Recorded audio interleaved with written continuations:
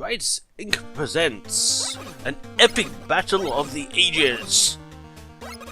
Titan versus Titan. Colossus versus... never mind. You useless piece of junk. I keep getting through to Mega Man and this is the problems he gives me? Bah! I have to finish Mega Man myself. As are you, Quint? I can't do a Wily. It doesn't matter. I decided to do a review after I destroyed Mega Man. Away with you! No, definitely can't do a Wily. 2 hours later. Wily abandoned me? His command protocols, they're gone! He has forgotten what I am. I am Mega Man! Who's green? I feel my power coming back to me. Wily, I won't wait for my past self to stop you. I'll do it myself. I'm getting ahead of myself here again. Hello, this is Ace, and this is me attempting to let's play my own game. Quint's Revenge. I did an update to this. Might as well do a let's play of the game. Why not, after all? This is going to be the third time I've done a let's play of this game. Maybe I'll upload it this time, who knows. Anyway, let's go, shall we? Okay, so we're doing this. This is a fan game. This is Quint's Revenge, a fan game built in about 6 weeks? No, I'm not even joking. Update because it's really long for 6 weeks. Released in about 2015, about halfway through 2015, I think. Recently got an update. Thought I really should get some footage of this game on my channel or some description. So here it's going to be a let's play. Let's fail my own game, shall we? This update added quite a few things, like a lot of the options. These were in like the first update, but this and this are added in this update. So NES Fidelity shader. Some people are getting like grey screened. If you disable that, you'll get your full colour spectrum. And respawning minor items is a thing I think most Mega Man games should really do. To be honest, most fan games at least should do, because it's annoying to I've died. Therefore, the pickups that were built into the engine, into the level to help me get through the stage has suddenly gone on my first attempt. It's kind of stupid. Anyway, onwards and upwards. What the plan is, I'm going to do 3 levels roughly per video. Roughly. And we'll see how that goes. Starting off, where am I? It's time I bust out of here. Okay. Quint. Blast the Dr. Wily, forced me to fight a past version of myself. Quint is Mega Man from the future, so I coded him as such. He's no longer the pogo-wielding jackass he used to be, although you can wield the pogo like stick like a jackass in this game, just only occasionally. Quint has the Buster. He can't charge in this game yet. He can duck. And most importantly to Quint, he can dash. He can dash. He can dash. He can dash. He can dash. He can dash. The dash is his main form of movement, and you can speed through stages like Sonic the Bloody Hedgehog if you so wish. You'll probably die doing so, but it's there. If you learn the stages, you can get through them pretty damn fast. You can get through them pretty damn fast anyway, but that's besides the point. There's also one more ability which Quint will happily tell us about. How you test the air jump. Whee! If you fall off a ledge, you can jump in the air before you haven't jumped beforehand. This is primarily there to save you from this. So I'm dashing off the edge. Woo! Whoops! No, not into the pit to me. That's why it's there. Also, it started off as a glitch, which I thought, this is actually a really cool feature, let's keep it. This is also going to be like, I'm going to try and make this like some sort of developer commentary. I should be able to duck underneath this trap to let it go over me. Whoop. Try and get this to be some sort of developer commentary. There used to be a hint, that's not Hammer Joe. Mega Man! Hammer Joe swings his mighty hammer! Yeah, the Ego Raptor thing was just, Yeah, it got removed. My magnetic gloves should keep me attached to ladders even if something hits me. Now, lots of people have gone, hey, is this just because you could be asked to make Quint get knocked off ladders? No, actually. This is actually completely intentional. It's because... this. I hate being knocked off ladders in Mega Man games. It bugs the life out of it. And I know there's going to be at least one vertical level in this stage, because this game is based off Mega Man 3 to the Game Boy. So, Clash around the stage is going to have vertical segments. And I know it's going to annoy the life out of people, getting knocked off long ladders. So, Quint can keep himself attached to ladders, because I hate it! Have some health added for this update. This item allows me to call Sakugan, and should let me traverse space spikes. Indeed. So Sakugan is relegated to a pickup in this game, and you can travel the spikes. Quint is also completely invincible whilst riding Sakugan. I better use the dash function to speed away from this trap behind me. This right here, people have criticised, and rightly so, for being absolute arse introduction to the dash function. Because normally you're walking past, you're reading text, and bam, the trap will hit you. This is arse. This is complete arse. I'm going to be critical to my own game. Don't worry about that. Because there's a lot to be critical about. So, and this introduction to the dash is arse. Anyway, so let's dash away from this trap, shall we? Okay. So yeah, we've got Sakugan relegated to an item. You are completely invincible while Sakugan. You can control it, hold or down. And for the sequel, it's been made a utility item. So yay! And here, by using the dash mid-jump, I should be able to clear this obstacle. You can use the dash whenever the bloody hell you like. That's not how you use the dash, Quint. So if you're in the air and you press dash, you dash. Apparently, you should really hold it forward as well. There we go. So, whee! Let's stop clearing the obstacle, Quint. You I did this stage no damage on the practice run. Good thing there's health pickle, so what this stage should be absolutely brutal. Okay, that's the Quint mechanics explained. Okay, so no more explaining Quint mechanics. Let's fight a boss. Oh, and I still haven't fixed this. There's something there. There's something there you can shoot. Anyway. Time for Dokuro, the intro boss. This big skeletal thing, which was one of the first things drawn for the game. In fact, this thing got drawn before the game was a thing. I just didn't have a use for it, and I thought, no, let's just throw him in as an intro boss. Ow. Why not? Now, fun fact about the save feature in this game, you'll notice this is regular mode. Fun fact about the save feature in the game, it doesn't save whether or not you've beaten the intro stage. So if you load one of these so-called blank saves, you actually skip the intro stage. I haven't bothered to fix this. I'm not going to fix this. I can't be arsed. The save feature just wasn't built for the intro stage, and I never got around to fixing it, and I can't be bothered to fix it, because it's just like... You might want to skip the intro stage occasionally, because it's just an introduction to the mechanics. And unlike the sequel, The Quint's Revenge, which is in production, the intro stage doesn't hold any sort of challenge, so there's not much fun to it. So that's my justification for being lazy on the save feature. Let's start the save. That was fun. And we've got the 8 Robot Masters from Mega Man 2 for the Game Boy. And big thanks to Stove Guy for redrawing a lot of the stage selects, such as the Quint portrait you see right here, and some of the Robot Master portraits got touched up as well. That's nice. I have Airman. Can't beat him.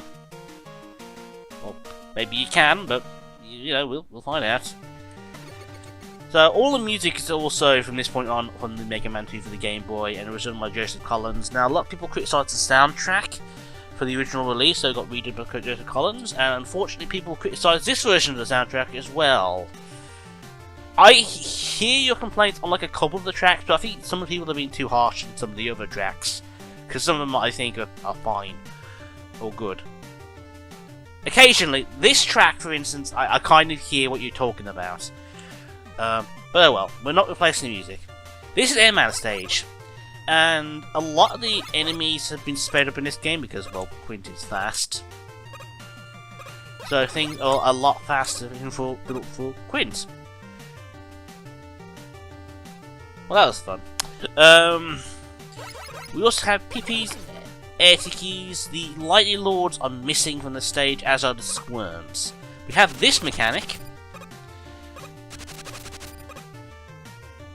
which platforms. These air platforms are actually from an older game of mine called Knights of the Triangle Table, which got released. It didn't get fully released, but it had a demo, and one of the demos was of an Airman style stage which had these platforms in it. These platforms are straight out of that game, graphics and all.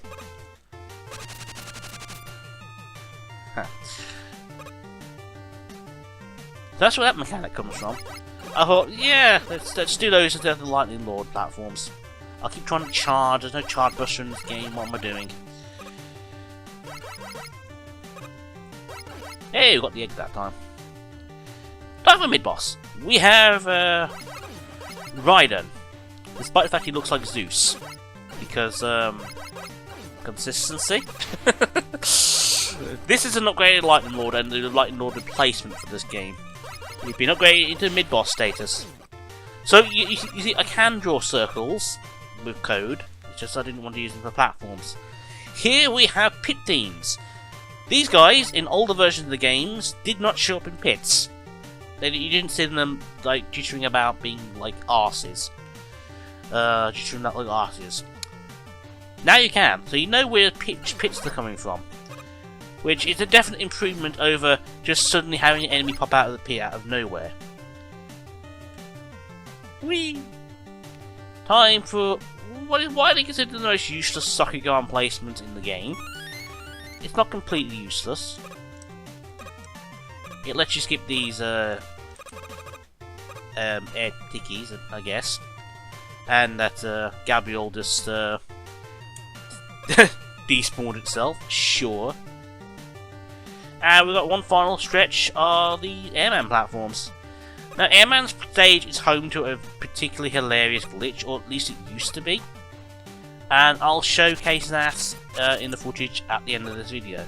For now, we've got Airman himself to fight. Full hell, we've got this in the bag. Airman is one of the easier bosses in the game, because he fights a lot like he did in Mega Man 2, only Quint can duck, Quint can dash, and Airman still takes 2 damage to the Buster, like he did in Mega Man 2. He can drop pippies on your head, ow, but generally you can out-damage this guy. So Airman probably should be your first boss, really. We get Air Shooter! Huzzah! Now, the weird thing about this game is half the weapons are old, so it's just Air Shooter, and half the weapons are new. There's no particular reason for this, it just happened how the development happened.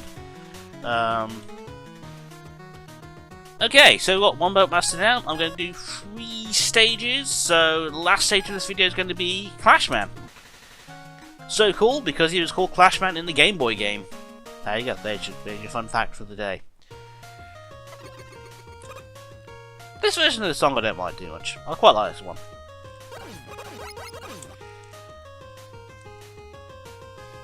Anyway, we have the introduction to the time bomb physics, which I really should show off. Let's show off the time bomb, shall we? This is an absolute arse of an introduction. Yeah, see, time bombs explode and start exploding on the screen. This is an arse of an introduction. Absolutely awful. Really sorry for this. There's no reason for this to be so awful. In fact, the time bomb mechanic is just awful in the stage completely anyway. It's the second half of this stage where I think it's actually interesting and somewhat competent. But yeah, I am sorry. The opening to this stage is just arse. I see you saying arse a lot. I'm sorry. I don't usually say arse a lot. I should say Camelot! Let's not go there, it's a silly place. Anyway. This time you can jump over. Just! And here we have the locked door mechanic, which many pointed out do not fit in with Clashman at all. I say to you, do they fit in with any Rebel Master? Well, I just wanted a way to introduce this mechanic. These bombs, you can shoot them. I said you can shoot. Thank you, Quint. You can shoot them and get them to blow up other enemies.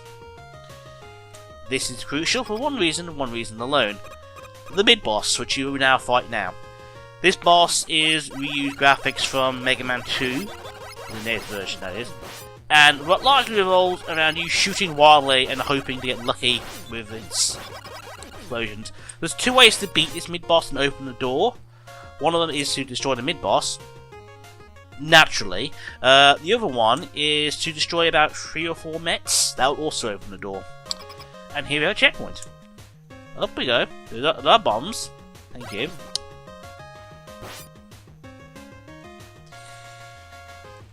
And here we've got the long ladder climb, and this is one of the primary reasons why Quint doesn't get knocked off ladders. Because there's this one long ladder climb here, and getting knocked off this would just be abysmal. See if we can get past all these tellies. Yes, we can. We're also going to jump to despawn them. Haha! That's a handy tip. You can also shoot Sniper Joes in the foot, which helps. Thank you. Da, da, da, da, da, da. In older versions of the game, this Met Dispenser, which is the second one, actually was so timed that it didn't drop anything, before you could get past. So I added a Met there to stop that, and made it speed up. So it now drops Mets more frequently. That's fun. The Met dispensers also get used as bomb dispensers here. And this is where Quint's dash really comes in handy, because Mega Man would have no chance of getting past that. And we're now at Clashman. Clashman is weak to the air shooter. Not quite as weak as he was in Mega Man 2, but he's still fairly weak to it. Still, we are going to buster under these bosses where possible. Clashman acts largely like his Mega Man 2 self. You shoot. Jumps. In fact, Clashman is a little different in this. He jumps when there's a projectile of yours on the screen rather than being triggered by the shoot button.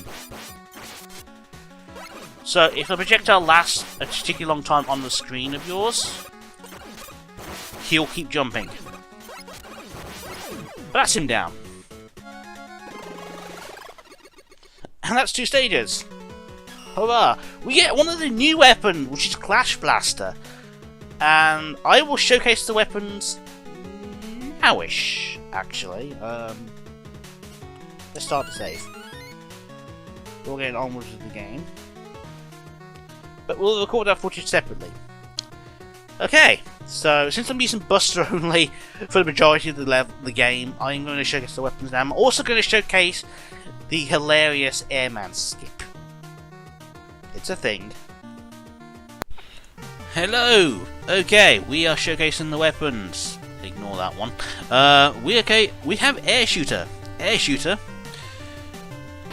fires projectiles upwards. Like that. It works pretty much exactly the same as it did in Mega Man 2, only there's more opportunities to use it in Quint's Revenge 2. Quint's Revenge. Anyway. That's that one. Clash Blaster, on the other hand,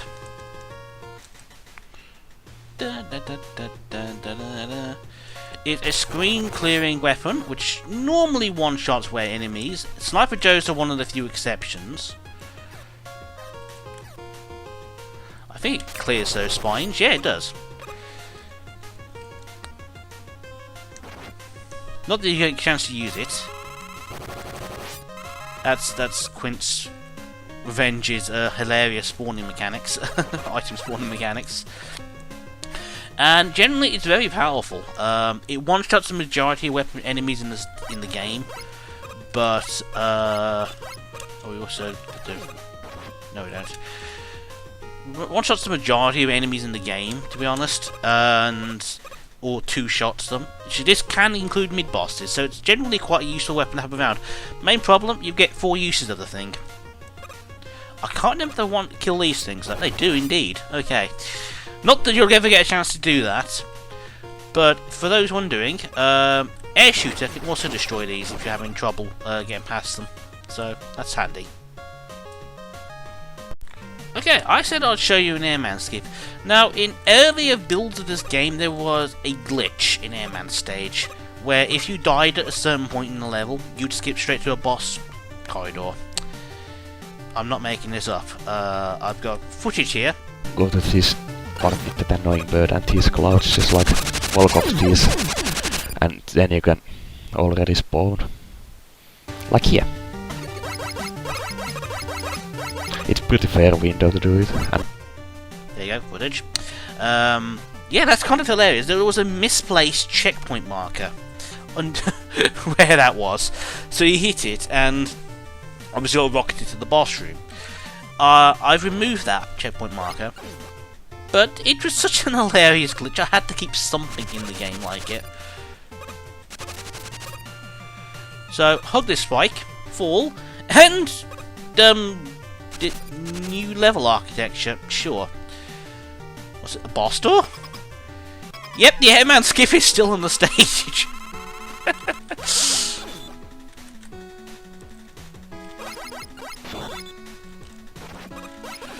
So, for speedrunners, this is just a nod to the speedrunning community behind Quint's Revenge, which exists.